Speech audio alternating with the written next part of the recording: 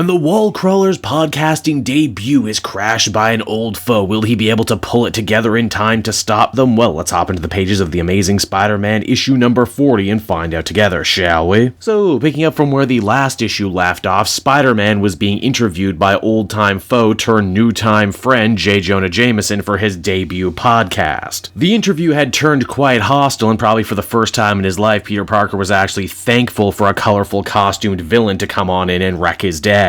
Spider-Man, almost as if reading the minds of readers like myself, says, "Oh hey look everybody, it's Chance, haven't seen this guy in a bit. Boy, I do love fighting villains I haven't seen in a while. It's like riding a bike, it's so wonderfully nostalgic." Now Chance isn't actively trying to hurt or kill Spider-Man, he's just trying to steal his web shooter to try and finish off a bet that was made with the Foreigner back at the supervillain casino, and in truth he doesn't even really want to do that. The deal was if Foreigner could grab one of Spider-Man's web shooters in an allotted amount of time, the Foreigner just wouldn't only pay his debt, but he'd pay everyone else's debt too, which in the casino business is a really bad thing to do. You want people owing you for longer. That way they keep losing money trying to win it back at the tables. It's also here too, Jonah Jameson decides to not let up on his podcast questions even when a fight is happening in front of him. "Hey Spider-Man, where did the jokes come from? Did you take an improv class? Do you have writers? Why aren't you being funny right now?" The best part of this battle too is in the end Chance decides that because he doesn't want to win, he's going to rig his own game and have Spider-Man knock his lights out before the time limit can come to an end. Of course, what he wasn't expecting, what Spider-Man definitely wasn't expecting, was for the Foreigner to send his Jack-O-Legion to go collect Chance and make sure that he got the web shooter after all. Also, they're not called the Jack-O-Legion, but I feel that's what they should be called.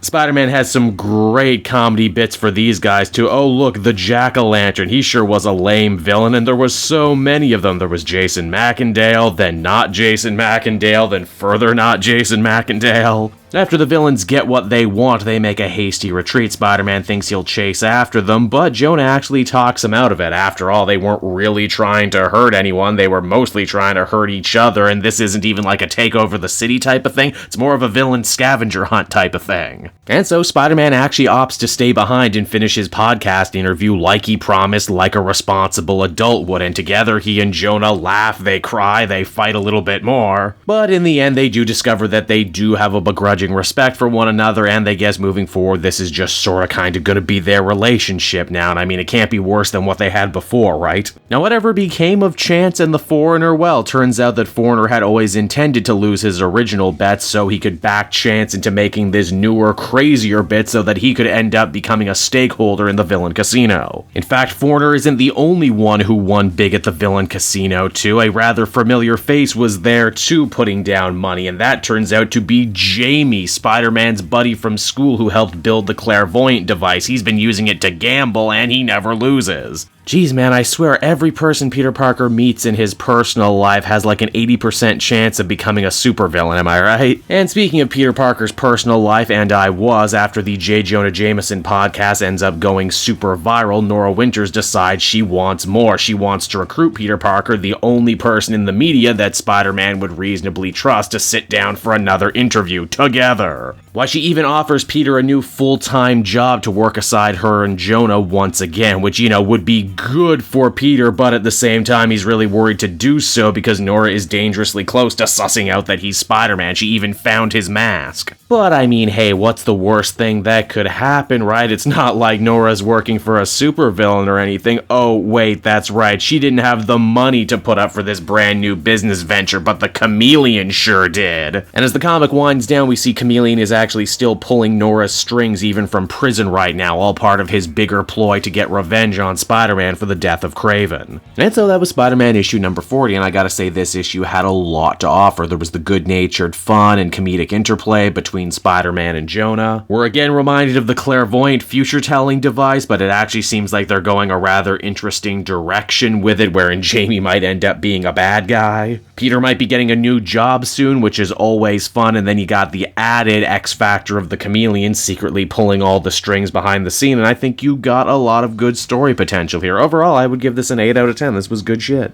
Hey there everyone, it's your old pal Cave Jewel, and if you're seeing me right now, that means you watched to the end of the video, which I am very appreciative of. It really helps drive engagement and retention and all that other good YouTube stuff. So does liking and commenting. Wink wink. If you like my content too, you should check out my Patreon page. We just redid all the tiers, so there's a ton of great rewards. You can become a patron for as little as $1 a month, and well, it would just really help me out. It's never expected, but always appreciated. So until next time everyone, I've been Cape Joel, and I will see you next time. Bye-bye.